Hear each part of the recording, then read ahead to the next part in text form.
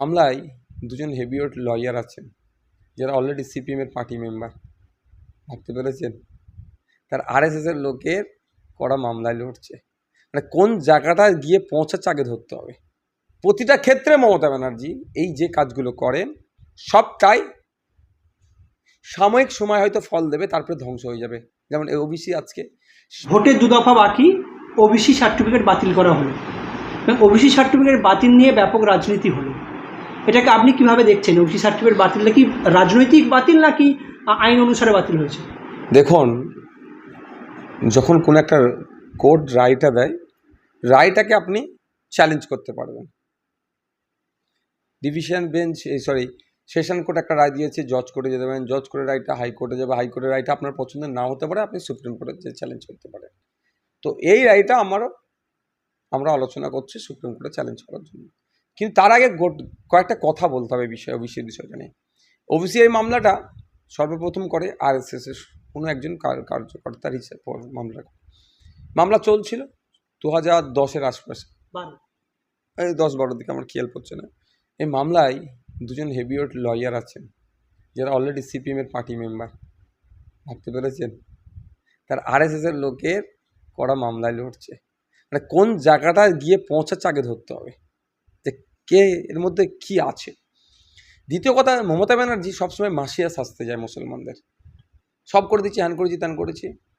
প্রতিটা ক্ষেত্রে মমতা ব্যানার্জি এই যে কাজগুলো করেন সবটাই সাময়িক সময় হয়তো ফল দেবে, তারপরে ধ্বংস হয়ে যাবে।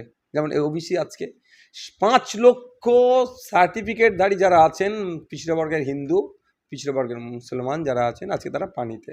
শুধুমাত্র মমতা ব্যানার্জি আইন মেনে না কাজ করার জন্য। মমতা ব্যানার্জি যে রায়টা হয়েছে এই রায়টাকে চ্যালেঞ্জ করবো, কিন্তু এই রায়টাও দিত না যদি আইনটা মেনে কাজ করতো। শুধুমাত্র ঔদ্ধত্য অপরিপক্কতার জন্য আজকেই, যদি পরিপক্ক হতো তাহলে এই দিন দেখতে হতো না। West Bengal backward class welfare commission 1993 যে গাইডলাইন দিয়েছে, সেই গাইডলাইনটা মেনে সার্ভে করলে আজকে এই দিন দেখতে হতো না। শুধু মমতা ব্যানার্জি বাহবা পাওয়ার জন্য আর মমতা ব্যানার্জি আরএসএস বিজেপির হাতে ইস্যু তুলে দেওয়ার জন্য এই ধরনের কাজগুলো করে। আপনারা জানেন রমজান মাসে নাকি মুসলিম সমাজের যারা, এই চাকরিতে তো নয়, ওবিসি দিয়ে তো মোদিজি আর বিজেপি বলছে নাকি মুসলমানদের, হিন্দুদের চাকরি নাকি মুসলমানদেরকে দিয়ে দিচ্ছে। ওটা তো বিভাজনের রাজনীতি করে। পশ্চিমবাংলায় 100 জন সরকারি চাকরি করলে পশ্চিমবাংলা সরকারের একজনও কি মুসলমান আছে? একজনও মুসলমান, একজনের নিচে পার্সেন্টেজ ধরা যাবে না। তারপরেও বিজেপি এটাকে নিয়ে নোংরা রাজনীতি করলে হিন্দুদের চাকরি নাকি মুসলমানদের দিয়ে দিচ্ছে। এটা নোংরা রাজনীতি হচ্ছে। তারপরেও বলছি, রমজান মাসে আপনারা হয়তো অনেকে দেখিয়েছেন যে মুসলমানদের নাকি হাফ ছুটি, এই ধরনের একটা প্রচলিত আছে। ঘোড়ার ডিম, এটা ঘোড়ার ডিম। আমি বলছি মমতা ব্যানার্জি শুধু মুখে একটু বলেছে, হয়তো কেউ যদি সেখানকার যে বস আছে বা যে তার ঊর্ধ্বতন অফিসার আছে সেদিন ইচ্ছা করে ছাড়তে পারে, আর এর বেশি কিছু নয়। যদি এটা গভর্নমেন্ট অর্ডার করতো, জিও করাতো মমতা ব্যানার্জি বিধানসভা থেকে, যে মুসলিমরা রমজান মাসে রোজা রাখছে 1 ঘন্টা আগে তাদের ছুটি হোক, সেটা বলতো মমতা ব্যানার্জি বাহবার যোগ্য কাজ, আমি সেটাকে সাধুবাদ জানাতাম। কিন্তু এ কাজ করেনি। শুধু মুসলিম, ভাই কি বললাম যে সাময়িক ফল পাবেন। মুসলমানদের মন জয় করলে মমতা ব্যানার্জি এই করেছে, মুসলমানদের 1 ঘন্টা আগে চেয়ে দিয়েছে বলে পাড়ায় মুসলমানদের চারানা নেতাগুলো হই করলো, আর কিছু পিজা দাদাদেরকে দেখেছ অত কিছু, ঘোড়ার ডিম হবে এতে। ঠিক এই ধরনের ওবিসি সার্টিফিকেটটা বিজেপির হাতে ইস্যু তুলে দেওয়ার জন্য আজকে এই দিন দেখতে হলো। এর জন্য সম্পূর্ণ দায়িত্ব মমতা ব্যানার্জিকে নিতে হবে। পিছিয়ে বর্গে হিন্দু আর মুসলমানরা যেভাবে আজকে কি বলি আপনাকে, যে এই সমস্যার সম্মুখীন হতে হচ্ছে, দায়িত্ব নিতে হবে মমতা ব্যানার্জিকে। মমতার আমলে 37টা পদবি বাতিল হয়েছে, আর বামফ্রন্টের আমলে 42টা।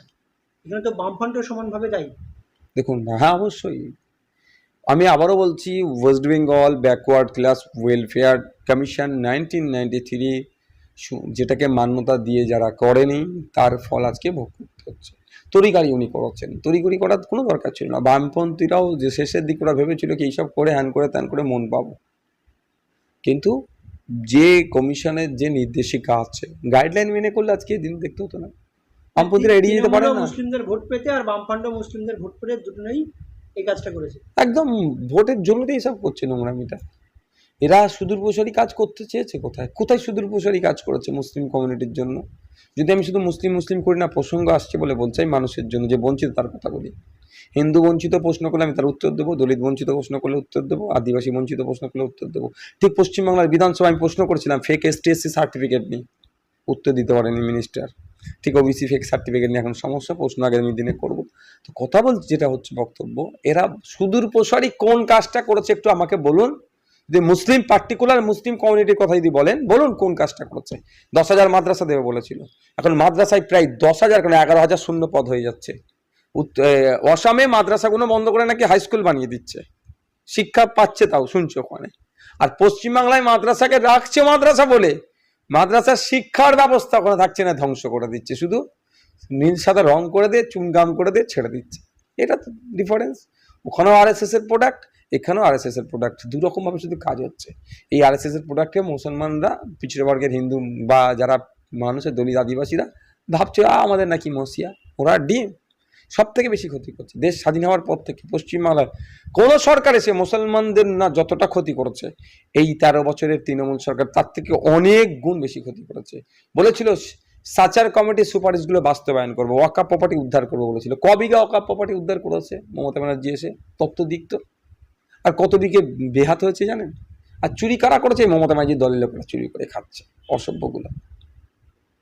কিন্তু বলেছি বলে একজন বিচারপতি তিনি, কি আছে এবং তারপর থেকেও তেনার কাছ থেকে অপকরি চলে যাচ্ছে, এবং তিনি দীর্ঘ 15 বছর ধরে ওই ক্ষমতায় আছেন। তাহলে তিনি কি অযোগ্য লোক বসে আছেন ওখানে? যোগ্য লোক, আমি অযোগ্য বলবো না, সে যোগ্যতা সম্পন্ন, কিন্তু তার পিছনে টিউনিং করা আছে, এই জন্য সমস্যা। ওই জায়গায় নওসাদের মতো ছেলে বসলে বাপের নাম ভুলিয়ে দেবে, ও নওসাদ বুঝবে না। মমতা ব্যানার্জি নওসাদের মতন, মানে আমি খুব শিক্ষিত বলছি, নওসাদের মতো মুসলিমকে পছন্দ নয়। শওকাত মোল্লার মতো মজা পেয়েছে, বাঘের বাচ্চা আমার থেকে ভরসা করি, কেন যে বোম বাঁধিস তুই, নওসাদ তো কলম ধরবে, অকাপ প্রপার্টিগুলো উদ্ধার করতে পারবে। আপনাকে বলে রাখি, অকাপ প্রসঙ্গ যখন আসলো, বিঘে বিঘে ওয়াকাপ প্রপার্টি কবরস্থানকে 1 নম্বর খতিয়ানে মমতা ব্যানার্জি পাঠাচ্ছে। আগামী দিনে 1 নম্বর খতিয়ান মানে ওইটা সরকারি জায়গা হবে। ওই মুসলমানদের দাদুদের কবরের ওপরে যদি মদের ফ্যাক্টরি করে, কেউ কিছু আটকাতে পারবে না। আর আগামী দিনে যে কোনো সরকার এসে মদের ফ্যাক্টরি যাতে করতে পারে, মমতা ব্যানার্জি এখন 1 নম্বর খতিয়ানে পাঠিয়ে দিচ্ছে। ওটা কি রুল জারি হয়ে গেছে? বেশ কি না, ওটা বেশ কিছু করে দিচ্ছে তো বিএলআর অফিস থেকে, 1 নম্বর খতিয়ানে পাঠিয়ে দিচ্ছে। ওটা বিধানসভায় রুলের জারির ব্যাপার নয় তো, এখানে অন্যায়ভাবে করছে তো। এগুলো কে নিয়ে কথা বলবো? আমি কথা বলবো? আমি যেই কথা বলতে উঠছি আমাকে তো বিজেপির দালাল বলে দেখে দিচ্ছে তো। আজকে মুসলিম যারা এলিট ক্লাস, যারা শিক্ষিত সমাজের মানুষ, তারা কি করছে, আমি তাদের কাছে অনুরোধ করছি, আমার ভুল হলে আমাকে ধরিয়ে দেন যে আপনার এটা চলার মধ্যে ভুল হচ্ছে, কিন্তু আপনাদের কাছেও আমি অনুরোধ করছি, সাজেস্ট করুন। আর লড়াই আমার 7 দিন, আমি শুধুমাত্র বলছি আবারও, মুসলমানদের না, পিছিয়ে বর্গের মানুষের জন্য লড়াই আছে, 7 দিন আমার। কিছুদিন আগে দেখলাম এই ওবিসি বাতিল হওয়ার পরে একজন বিজেপির নেতা ছিল বলা যায়, তিনি হট করে টিকিট পায় না, কাজী মাসুম আক্তার, তাই তিনি আবার মুসলিম দরদি হয়ে প্রেস কনফারেন্স করেছেন অকাপের বিষয় নিয়ে, এবং তার সঙ্গে আলিয়া যাদবপুরের কিছু স্কলার ছাত্ররাও যুক্ত হয়েছে। এটাকে আপনি কিভাবে দেখছেন?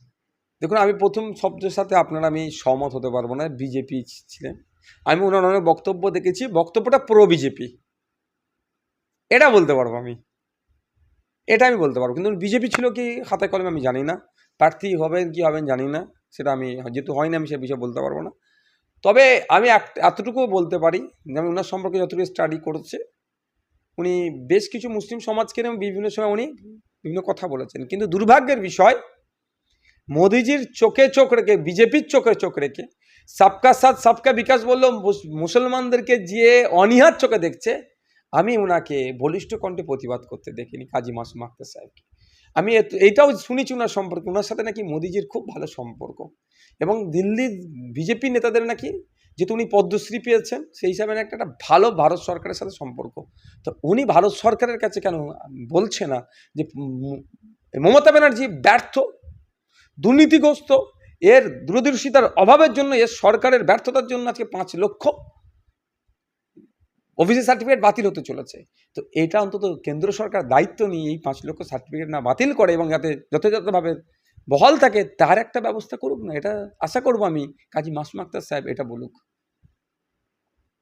এবং ওনার বিরুদ্ধে আরেকটা পাওয়া গেছে এখন চলতি, এরকম আমরা দেখছি অনেক স্কুল মাদ্রাসাতে হিজাব পরে গেলে সেটা খুলে দিচ্ছে মাস্টাররা।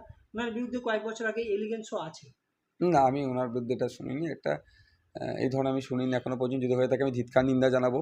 রাইট টু প্রাইভেসি, আমার আমার অধিকার আছে আমার প্রাইভেসি।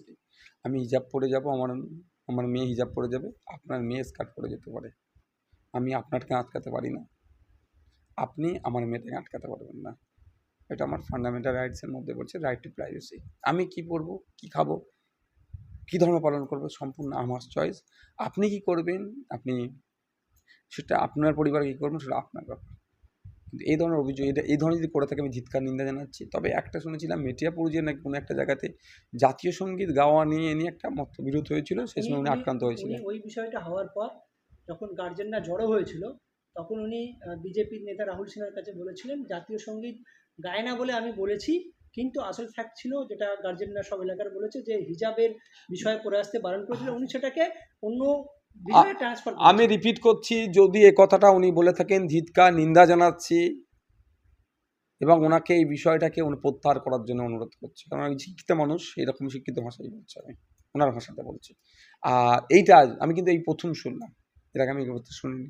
ধিক্কার নিন্দা জানাবো, কারণ ইতিপূর্বে বিধানসভায় দাঁড়িয়ে আমি ওই নিবড়ের হিজাব কাণ্ড নিয়ে, মালদার হিজাব কাণ্ড নিয়ে, মুর্শিদাবাদের হিজাব কাণ্ড নিয়ে, উত্তর চব্বিশ পরগনা, দক্ষিণ চব্বিশ পরগনা, সারা রাজ্যে গত বছরে যে কটা ঘটনা ঘটেছিল একসাথে 4-5 মাসের মধ্যে, সবটা নিয়ে বিধানসভার মধ্যে বলিষ্ঠ কণ্ঠে বলেছিলাম মুখ্যমন্ত্রীকে। তাহলে এটা বলতাম তো, আমার জানা ছিল না হয়তো। আমি যদি এই বিষয়টা জানবো আগামী দিনে বলবো।